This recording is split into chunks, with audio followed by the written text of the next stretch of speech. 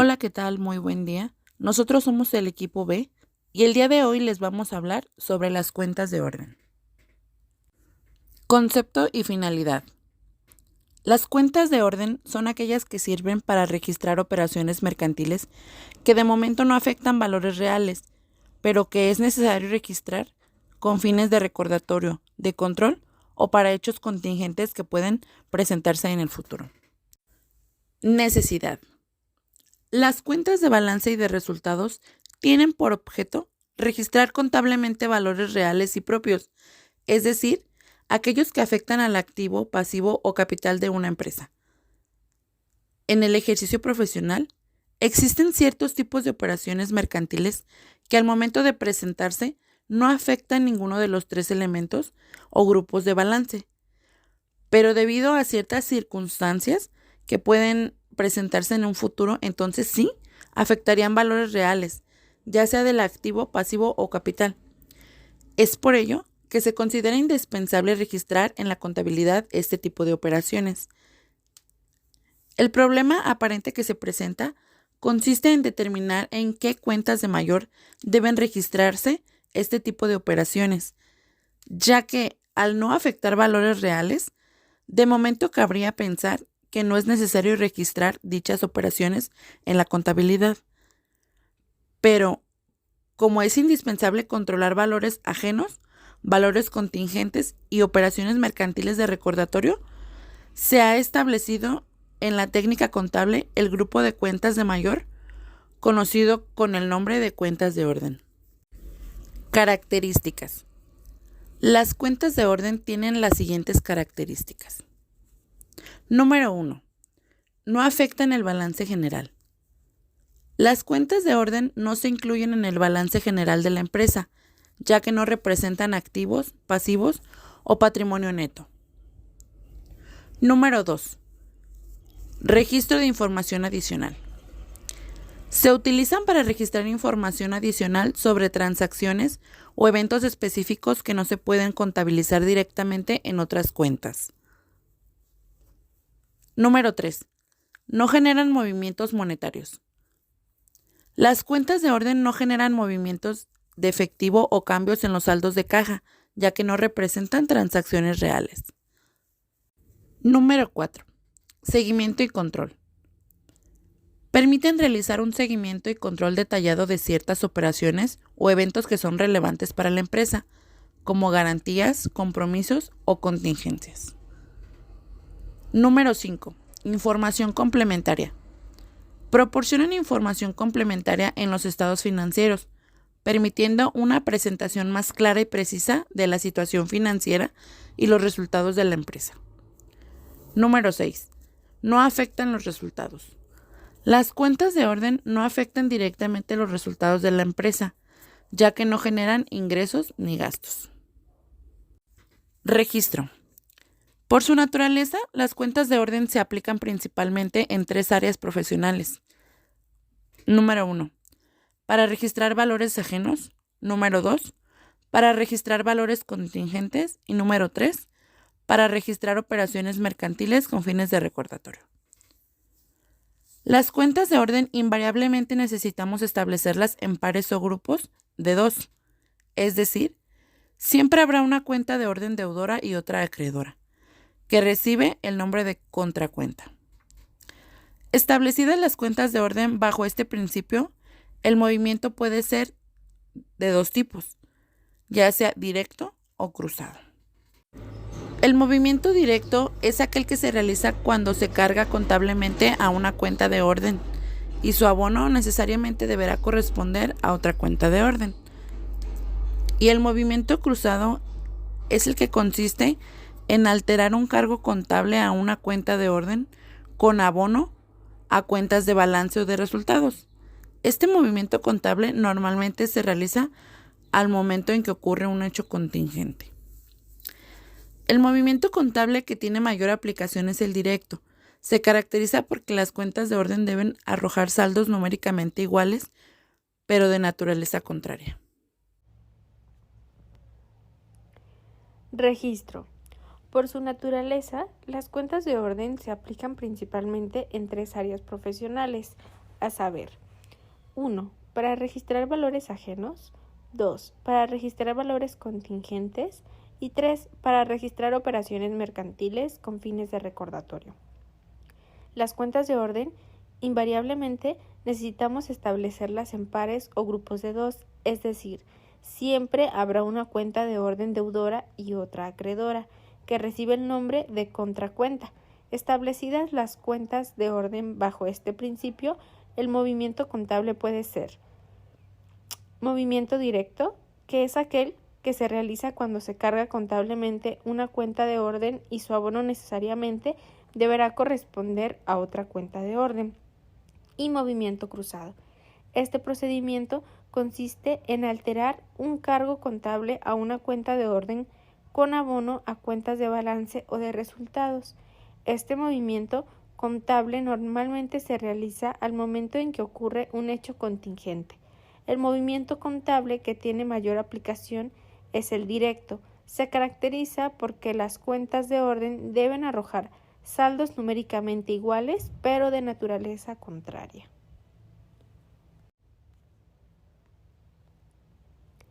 Clasificación. Las cuentas de orden se clasifican de la siguiente manera. En valores ajenos. Son valores y bienes que recibe la entidad de un tercero para su venta y o custodia. Es el caso de las mercancías en comisión o de los depósitos recibidos en garantía. Explicándolos en detalle, los depósitos en prenda se usan cuando una entidad efectúa ventas a crédito en caso de falta de pago, exigir al cliente la entrega de algún bien que garantice el crédito otorgado. Por su parte, las mercancías en comisión son operaciones consistentes en recibir de otra entidad mercancías para ser vendidas, obteniendo un premio denominado comisión. En estas operaciones, quien remite las mercancías es llamado comitente. Quien recibe las mercancías para venderlas y obtener una comisión es conocido con el nombre de comisionista. La segunda clasificación de las cuentas de orden son valores contingentes. Son derechos y obligaciones que pueden o no suceder, es decir, pueden convertirse en un activo o un pasivo. Por ejemplo, los documentos endosados o descontados, que son el valor de los títulos de crédito de una entidad, los cuales son cedidos a una institución financiera para obtener un anticipo. La entidad recibe el importe por adelantado y la institución financiera se encarga de cobrar el monto total cuando los documentos vencen o, en caso contrario, devuelven los documentos. Los avales otorgados. El aval es una manera de garantizar un crédito contraído por él o los giradores de un título de crédito. Los juicios pendientes. Se presenta cuando se recibe de un empleado una demanda laboral. La suma demandada se sujeta a un trámite para analizar si se carece de fundamento o procede total o parcialmente. Y los seguros contratados, que son la suma asegurada en cuestión no representa un valor que modifique la situación financiera de la entidad. Valores emitidos. Otra de las circunstancias que genera una cuenta de orden son los valores emitidos. En ellas se representan las cuentas que se utilizan para registrar valores por la empresa, como pueden ser acciones, obligaciones o boletos. Del pago se hace responsable el emisor en el caso de valores, o de cuyo uso se hace responsable el tenedor en caso de documentos. Al ponerse en circulación, estos valores y documentos afectarán cuentas de balance o de resultado. Ellos pueden ser emisión de billetes de banco, emisión de billetes de lotería, emisión de billetes de las compañías de transporte, emisión de documentos que al ponerse en circulación implican créditos diferidos, emisión o entrega de chequeras. Y por último, entrega o emisión de vales o documentos de compra.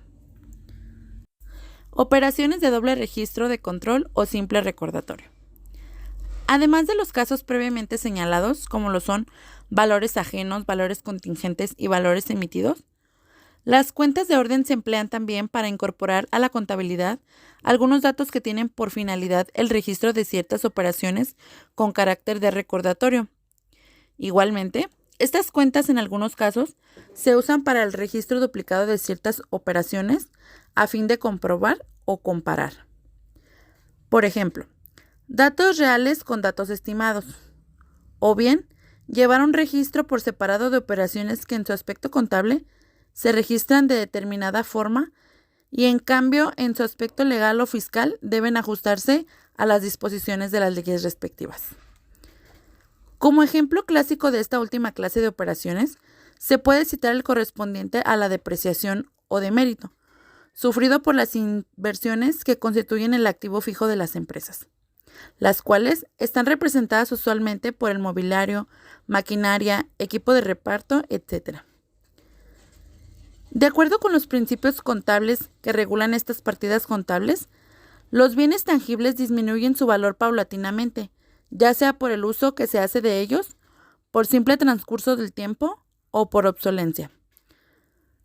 Cualquiera que sea el caso que determine la disminución del valor de los bienes tangibles, hay necesidad de calcular la cuota anual que debe considerarse por concepto de depreciación, siguiendo para tal efecto cualquiera de los métodos más aceptados por los principios de contabilidad, ya sean proporcionales o los que tienen por base el interés compuesto.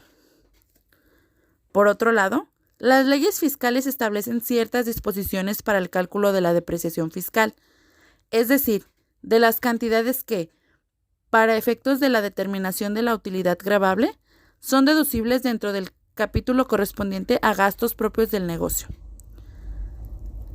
El problema que se presenta en la práctica contable es que en algunos casos la depreciación real de los activos fijos es mayor a la depreciación fiscal, y por esta razón se hace necesario, además de registrar la depreciación en su aspecto contable o real, llevar también un registro con el mismo objeto para aspectos fiscales.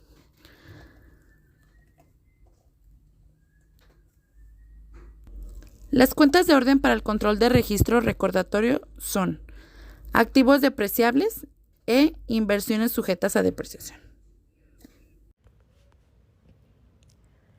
Aspecto legal y ético. Comitente. La comisión mercantil, de acuerdo con el Código de Comercio, es el mandato o encargo aplicado a actos concretos de comercio, denominándose comitente a la persona que otorga o confiere la comisión y comisionista a quien la desempeña.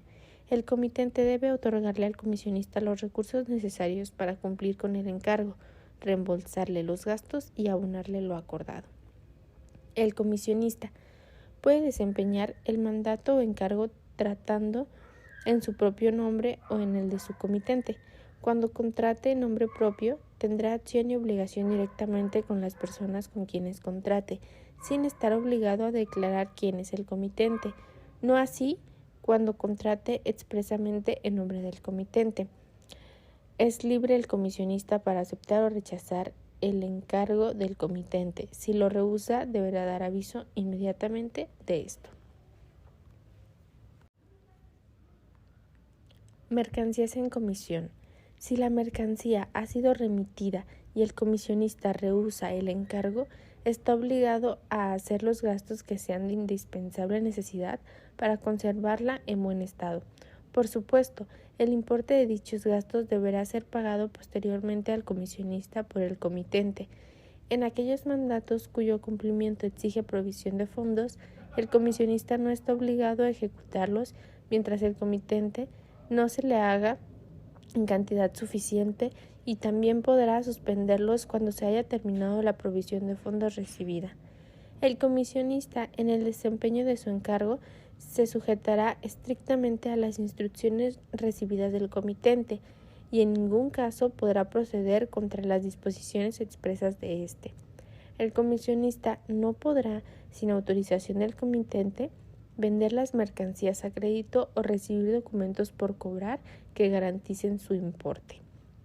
Por su actuación en la venta de mercancías, el comisionista cobra al comitente una cuota denominada comisión, cuyo porcentaje, por lo regular, se calcula sobre el monto de las ventas. El comisionista considerará a su cargo y trasladará al comitente el impuesto correspondiente a la comisión pactada, incluyendo los gastos efectuados a su nombre y por cuenta del comitente. Como puede observarse, la ley del IVA establece que el IVA trasladado en la venta de los bienes dados en comisión deberá ser considerado como impuesto a pagar por el comitente. Por su parte, el comisionista considerará como impuesto por pagar el correspondiente a la comisión pactada por sus servicios con el comitente. Se acostumbra que periódicamente, semanal, quincenal, mensualmente, etc., o cuando el comisionista concluya el mandato de encargo, le rinda al comitente una cuenta completa y justificada del valor de las ventas, cobros efectuados, gastos, comisión cobrada e impuestos y, por supuesto, reembolsarle el saldo a su favor. Cuentas de orden. Considerando que tanto las mercancías que recibe el comisionista como el importe de las ventas efectuadas al contado y los cobros recibidos de los clientes por ventas a crédito no son valores de su propiedad, pues le pertenecen al comitente, no los puede considerar dentro de las cuentas de activo, sino registrarlos en cuentas de orden. Las cuentas de orden que se establecen corresponden al grupo de valores ajenos por tratarse de valores que no son propiedad del comisionista. Para registrar las mercancías que se reciben del comitente, así como las ventas y devoluciones de las mismas, se establecen las cuentas de orden, mercancías en comisión, CO, y comitente cuenta de mercancías, CO. Para registrar las entradas de salida de efectivo que originen las operaciones que ha efectuado el comisionista por cuenta del comitente, se abren las cuentas de orden, caja del comitente, CO, y comitente cuenta de caja, CO. Para registrar las ventas a crédito, cobros efectuados sobre las ventas a crédito y devoluciones sobre ventas que los clientes hacen al comisionista, se establecen las cuentas de orden, clientes del comitente, CO, y comitente cuenta de clientes, CO. El tratamiento fiscal que se le dará a las actividades descritas es el siguiente. Artículo 26 del reglamento de IVA. El comisionista trasladará en su caso el impuesto por cuenta del comitente, aplicando el valor de los actos o actividades por los que se deba pagar el impuesto, las tasas que correspondan. El comitente considerará a su cargo el impuesto correspondiente a los aspectos o actividades realizados por su comisionista, sin descontar el valor de la comisión ni los reembolsos de gastos efectuados por cuentas del comitente y otros conceptos.